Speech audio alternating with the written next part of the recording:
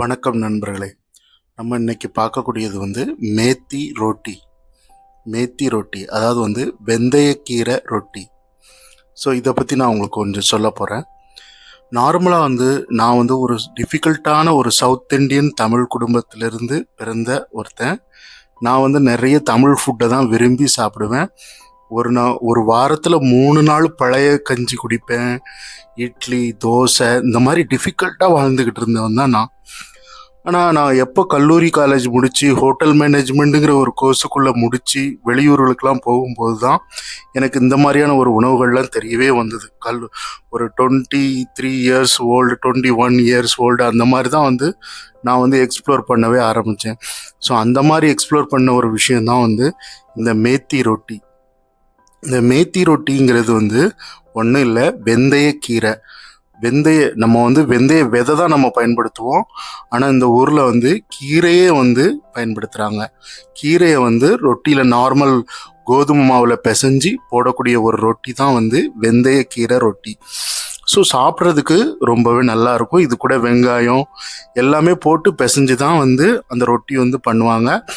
அதுக்கு ஒரு மல்லி சட்னி ரொம்ப ஒரு ஃபேமஸான ஒரு இதாக இருக்குது. இப்போ நிறைய நேரங்களில் அந்த ரொட்டி பண்ணும்போதே கொஞ்சம் ஸ்பைசஸ்லாம் இருக்கிறதுக்காக கேரட்டு இந்த மாதிரியான விஷயங்கள் கூட போடுவாங்க. ரொம்ப அருமையாக இருக்கும் சாப்பிட்றதுக்கு.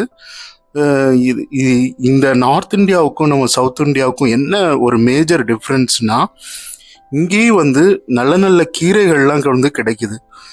இப்போ நார்மலாக நம்ம ஊரில் பொன்னாங்கண்ணி, கீரை, அரைக்கீரை, அப்புறம் நிறைய கீரை வகைகள்லாம் இருக்குது. எனக்கு பேர் தெரில. தண்டங்கீரை இந்த மாதிரிலாம் நிறைய கீரை வகைகள் இருக்குது. இங்கே நமக்கு இந்த மேத்திக்கீரையோட பாலக்கீரை இருக்குது.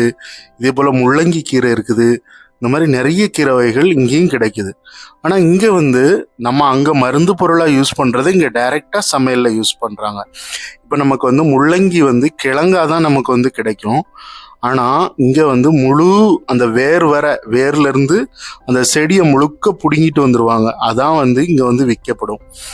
ஸோ இந்த மாதிரி அதனுடைய முழு பலனையும் நம்ம சாப்பிடலாம். இதே மாதிரி நிறைய கீரைகள் இங்கே கிடைக்குது. பாலக் இருக்குது. பாலக் தவிர இன்னும் நிறைய கீரைகள் இருக்குது. எனக்கு அதனுடைய பேர்லாம் தெரியாது. ஸோ இங்கே நமக்கு சில நேரங்களில் நமக்கு இங்கே கிடைக்கக்கூடிய உணவு நமக்கு பிடிக்காது அப்படின்னு நம்ம நினைக்கக்கூடாது. என்றைக்குமே டேஸ்ட் பண்ணி பார்த்து அதை அனுபவிக்க கற்றுக்கணும். ரொம்ப அனுபவம் புதுமையாக இருக்கும். ஓகே, பிடிச்சிருந்தா லைக் பண்ணுங்கள், ஷேர் பண்ணுங்கள், சப்ஸ்கிரைப் பண்ணுங்கள். மீண்டும் நான் உங்களை அடுத்த வீடியோவில் சந்திக்கிறேன்.